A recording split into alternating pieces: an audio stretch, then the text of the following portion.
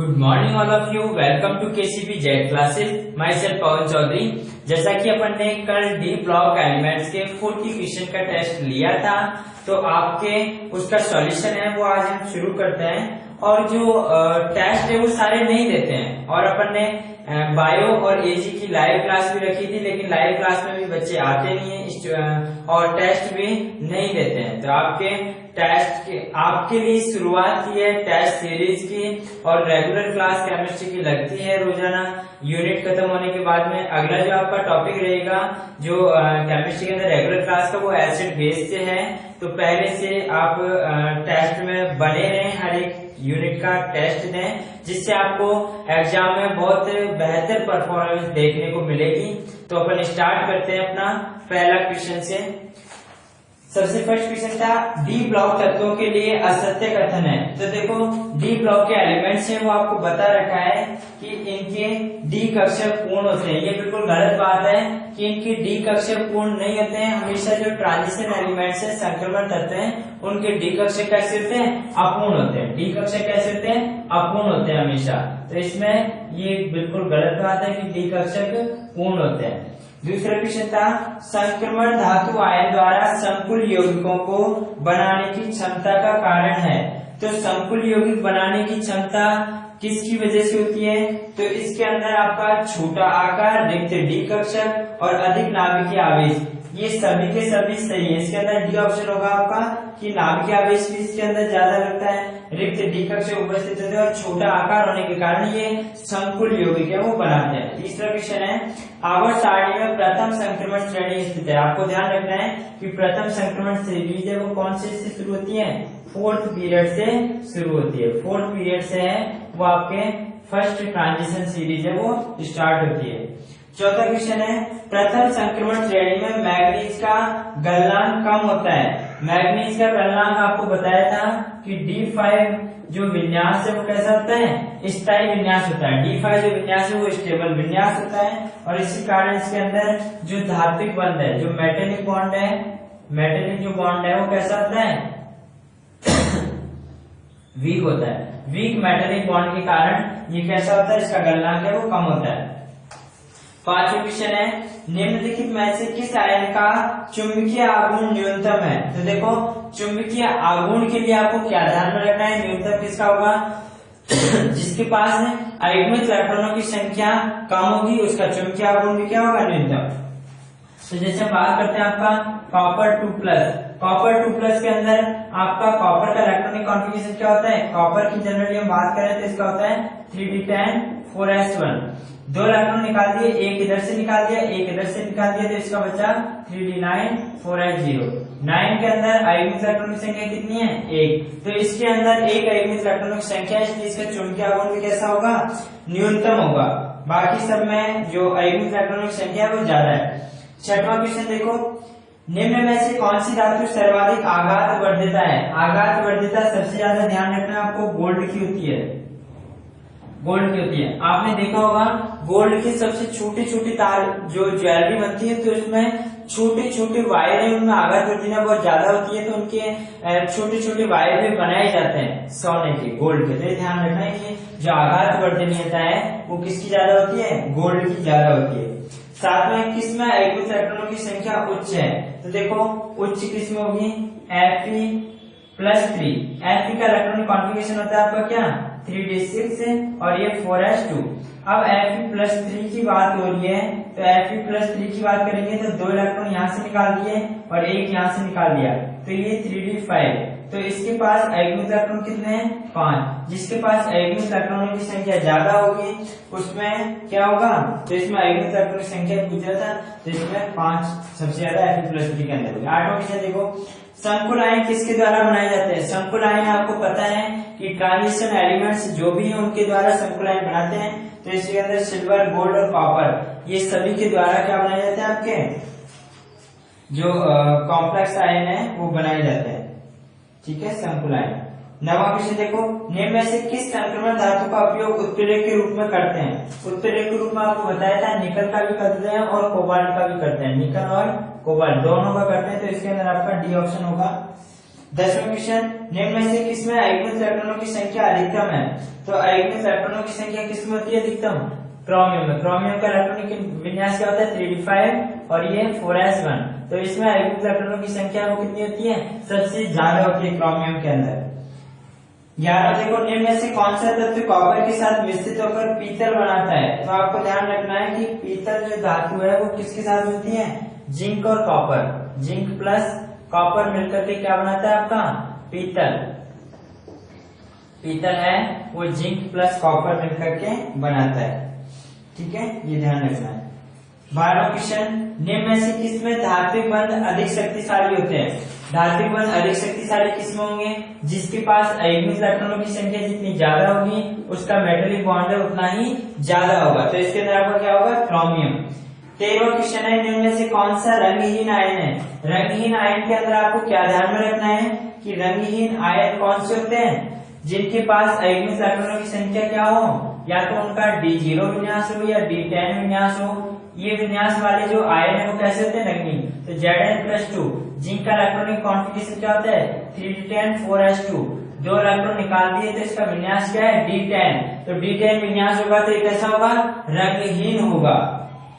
ठीक है, फिर आपका 14वां क्वेश्चन देखो, किस पदार्थ का उपयोग कैंसर चिकित्सा में करते हैं? आपको ध्यान रखना है कैंसर चिकित्सा के अंदर आपका कोबाल्ट का यूज किया जाता है। कोबाल्ट का यूज है वो कैंसर चिकित्सा में करते हैं। 15वां क्वेश्चन है, जिंक +2 में आयुग्मित इलेक्ट्रॉनों की संख्या है। यहाँ पे आपको बताइए जिंक 2+2 के आयुग्मित इलेक्ट्रॉनों की संख्या कितनी है? 0। फिर आपका 16वां क्वेश्चन है, जो गलती से कल रह गया था वो यहाँ पे लिखा हुआ है, आप नोट डाउन कर लेना कि ये 16वां क्वेश्चन ये लिखा हुआ है और इसका आंसर भी आपको यहाँ पे मिल चुका है। तो यहाँ पे देखो 16वां क्वेश्चन क्या था? निम्न में से कौन सा एक समूह आयनों के अनुचुंबकीय गुण क्रम को सही प्रदर्शित करता है?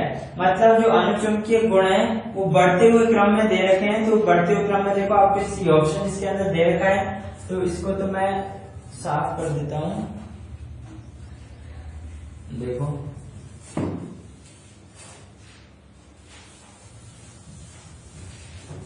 बढ़ता हुआ देखो चुंबकीय गुण है वो किसमें दे रखे हैं? देखो सी ऑप्शन में दे रखा आपका कॉपर 2+, कॉपर 2+, फिर दे रखा आपका वैनेडियम 2+, फिर दे रखा आपका क्रोमियम 2+, और फिर दे रखा आपका मैग्नीज 2+। और पूछ रहा था कि इसके अंदर अनुचुंबकीय गुण किसका सही प्रदर्शित करता है? तो देखो कॉपर का इलेक्ट्रॉनिक कॉन्फ़िगरेशन बताओ क्या होता है? तो इसका इलेक्ट्रॉनिक कॉन्फ़िगरेशन क्या होता है? 3d10 और ये 4s1। 2 इलेक्ट्रॉन निकाल दिए तो इसमें कितना बचा? 3d9। वैनेडियम के अंदर अपन बात करें तो वैनेडियम का इलेक्ट्रॉनिक कॉन्फ़िगरेशन क्या होता है आपका? 3d2 और 4s2। इसके अंदर 2 इलेक्ट्रॉन निकाल दिए तो कितना बचा? इसके पास आयुग्मित इलेक्ट्रॉन 1, इसके पास कितने? 2। क्रोमियम की यदि हम बात करें तो क्रोमियम का इलेक्ट्रॉनिक कॉन्फ़िगरेशन क्या होता है? 3d5 4s1। 2 निकाल दिए तो यहाँ पे कितने बचे आयुग्मित इलेक्ट्रॉन? 4। यहाँ पे बात करते हैं मैग्नीज 2+ के अंदर, तो मैग्नीज का क्या होता है? 3d5 और ये 4s2। 2 इलेक्ट्रॉन निकाल दिए तो यहाँ पे आयुग्मित इलेक्ट्रॉन कितने बचे? 5। तो जैसे जैसे आयुग्मित इलेक्ट्रॉन की संख्या बढ़ेगी वैसे वैसे आपके जो पैरामैग्नेटिक नेचर है वो क्या होगी? पैरामैग्नेटिक नेचर है वो क्या होगी? ज्यादा होगी। पैरामैग्नेटिक नेचर है वो बढ़ेगी, ज्यादा होगी। फिर हम बात करते हैं, तो 16वां क्वेश्चन आपका हो गया। 17वें क्वेश्चन के अंदर अपन बात करते हैं अधिकतम चुंबकीय आघूर्ण प्रदर्शित करने वाले संक्रमण धातु आयन का बाह्यतम इलेक्ट्रॉनिक विन्यास है। तो बाह्यतम इलेक्ट्रॉनिक विन्यास इसका क्या होगा? आपका 3d5। तो 3d5 है वो संक्रमण धातु है, वो क्या होती है? सबसे ज्यादा चुंबकीय आघूर्ण प्रदर्शित करता है आपका मैग्नीज। तो आपका 3d5 जिसका विन्यास होगा वो सबसे ज्यादा चुंबकीय आघूर्ण प्रदर्शित करता है। मतलब d5 के लिए आपको बताया था लगभग 5.92 या 96 के समथिंग, 5.96 के समथिंग ये वैल्यू रहती है चुंबकीय आघूर्ण की, मैग्नेटिक मोमेंट की। फिर हम बात करते हैं आपका 18वां क्वेश्चन, निम्न में से किस संक्रमण धातु की ऑक्सीकरण अवस्था उच्च है? तो ऑक्सीकरण अवस्था सबसे ज्यादा उच्च किसकी होती है इसके अंदर? इसके अंदर तो देखो क्रोमियम ही है। क्रोमियम की +1 से +6 तक होती है। इसके अंदर मैग्नीज नहीं है। अगर मैग्नीज होता तो इसकी कितनी होती? +7 तक होती है। तो क्रोमियम की सबसे ज्यादा होगी इसके अंदर। 19वां क्वेश्चन, सबसे कम अनुचुंबकीय गुण दर्शाया जाता है। तो सबसे कम अनुचुंबकीय गुण किसके द्वारा दर्शाया जाता है? कॉपर के द्वारा। आपका जो 20वां क्वेश्चन है, 20वां क्वेश्चन क्या होगा, सबसे कम क्रियाशील धातु है, तो सबसे कम क्रियाशील धातु किसकी होगी, प्लेटिनम की। प्लेटिनम के अंदर हम बात करते हैं कि प्लेटिनम है वो सबसे कम क्रियाशील होता है, क्योंकि आपके गोल्ड, प्लेटिनम और सिल्वर है ये नेचर के अंदर आपको वैसे ही मिल जाते हैं मुक्त अवस्था के अंदर, और नोबल गैसेज है वो भी आपके मुक्त अवस्था में मिल जाती हैं। बाकी के जो भी एलिमेंट्स हैं वो मुक्त अवस्था में नहीं पाए जाते हैं। बाकी के किस में मिलते हैं आपके, बाकी के किस में मिलते हैं आपके, जो संयुक्त अवस्था में मिलते हैं, क्योंकि वो जल्दी से रिएक्टिव होते हैं, जल्दी से क्रियाशील होते हैं, इस वजह से।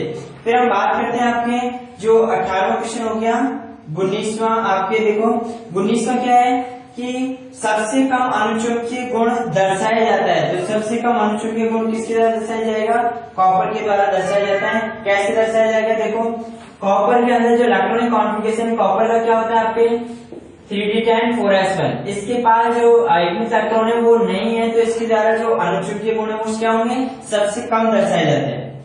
और सबसे कम क्रियाशील धातु आपको बता दिया प्लेटिनम, गोल्ड, प्लेटिनम और सिल्वर। और इसके बाद में इसके साथ ही जो नोबल गैसेज हैं उसकी भी क्रियाशीलता है वो कम होती है नेचर के अंदर।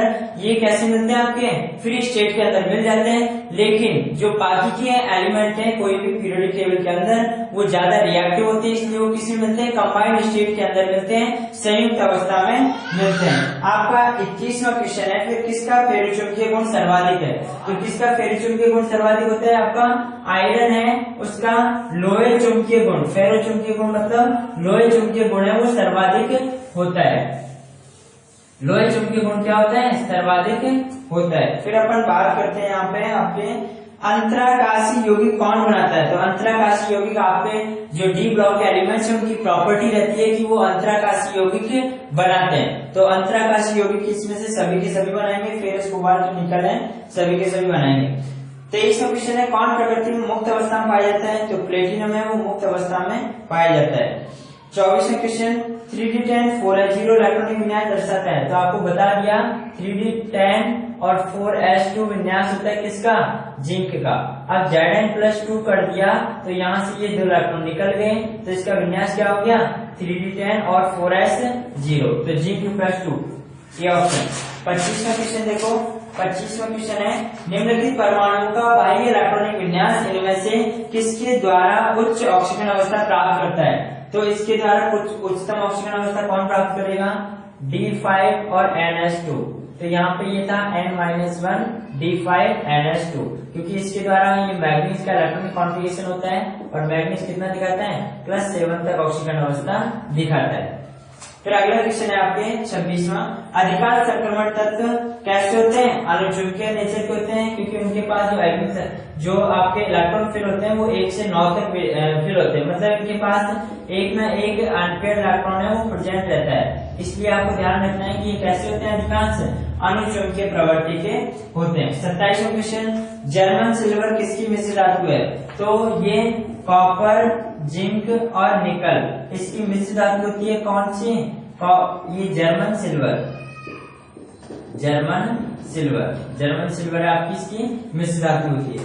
फिर 28वां क्वेश्चन देखो, क्रोमियम 3+ आयन में आयोनिक इलेक्ट्रॉनों की संख्या है, तो इसमें क्रोमियम 3+ की बात करें, क्रोमियम 3+, क्रोमियम का इलेक्ट्रॉनिक कॉन्फ़िगरेशन क्या होता है आपका 3d5 और ये 4s1, 3 इलेक्ट्रॉन निकाल दिए तो इसके बाद कितना बचा 3d4, तो यहाँ पे क्या आ जाएगा आपका आयोनिक इलेक्ट्रॉनों की संख्या कितनी होगी आपके 4 होगी, ठीक है।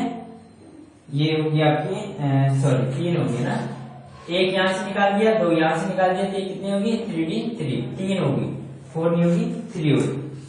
29वां देखो, निम्न में से कौन सा रंगहीन हो सकता है, तो रंगहीन कौन होगा, जिसके पास आयोनिक इलेक्ट्रॉन एक भी प्रेजेंट नहीं है, तो कॉपर प्लस के पास एक भी आयोनिक इलेक्ट्रॉन नहीं बचता है, क्योंकि इसका जो इलेक्ट्रॉनिक कॉन्फ़िगरेशन है वो क्या होता है 3d10 4s1, एक इलेक्ट्रॉन है वो निकाल दिया, प्लस एक ऑक्सीडेशन स्टेट है तो +1 निकल गया, तो 3d10, एक भी आयोनिक इलेक्ट्रॉन नहीं है, इसलिए कैसा होता है रंगहीन होता है। 30वां देखो, निम्न में से कौन से आयन अणुचुंबकीय हैं, तो अणुचुंबकीय आपके Ti3+ होगा, टाइटेनियम +3, क्योंकि इस टाइटेनियम का जो इलेक्ट्रॉनिक कॉन्फ़िगरेशन होता है वो क्या होता है इसका 3d2 और ये 4s2, तो 3 निकाल दिए तो एक आयोनिक इलेक्ट्रॉन इसके पास अभी भी बचता है, लेकिन बाकी के पास देखो टाइटेनियम 4+, एक भी इलेक्ट्रॉन नहीं है, Zn+2 में भी नहीं है, कॉपर प्लस में भी नहीं है।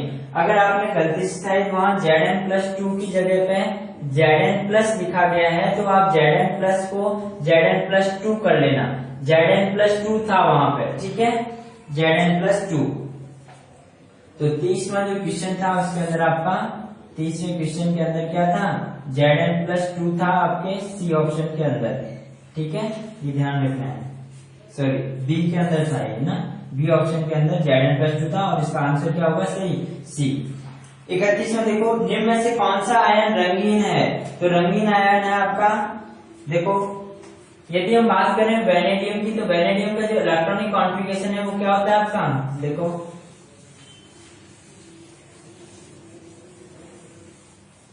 वेनेडियम का इलेक्ट्रॉनिक कॉन्फ़िगरेशन क्या होता है, स्कैंडियम टाइटेनियम वेनेडियम, तो इसका 3d3 और ये 4s2, ठीक है।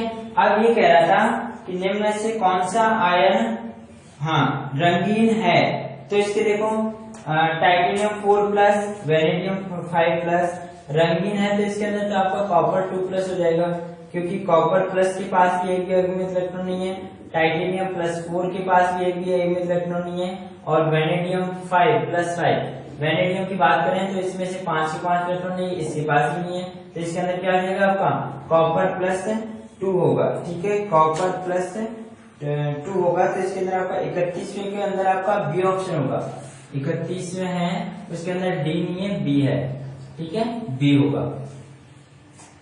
32वां देखो, निम्नलिखित आयनों में से किसमें डी संक्रमण संभव नहीं है, तो देखो डी संक्रमण आपके किसमें संभव नहीं होगा, जिसके पास एक भी अयुग्मित इलेक्ट्रॉन नहीं है, क्योंकि डी संक्रमण कब संपन्न होता है, जब आपके एक इलेक्ट्रॉन यहाँ पर प्रेजेंट हो और वो T2G से Eg में कक्षक में जब प्रवेश करता है तो उसके पास डी संक्रमण होता है, यहाँ पे तब डी संक्रमण होता है। तो यहाँ पे हम बात करते हैं, देखो जैसे आपका टाइटेनियम 4+ Cr+3 है, तो Cr+3 के पास भी अयुग्मित इलेक्ट्रॉन है, आपका मैग्नीज 2+ है उसके पास भी है, कॉपर 2+ है, कॉपर 2+ के पास भी आपका एक अयुग्मित इलेक्ट्रॉन है, लेकिन टाइटेनियम +4 की बात करें, टाइटेनियम +4 की बात करें तो इसके अंदर टाइटेनियम का इलेक्ट्रॉनिक कॉन्फ़िगरेशन क्या होता है आपका 3d2 4s2, तो यहाँ पे चारों के चारों इलेक्ट्रॉन आपके निकल चुके हैं, तो इसके अंदर आपका टाइटेनियम 4+, 32वें में क्या होगा आपका, ये ऑप्शन सही होगा।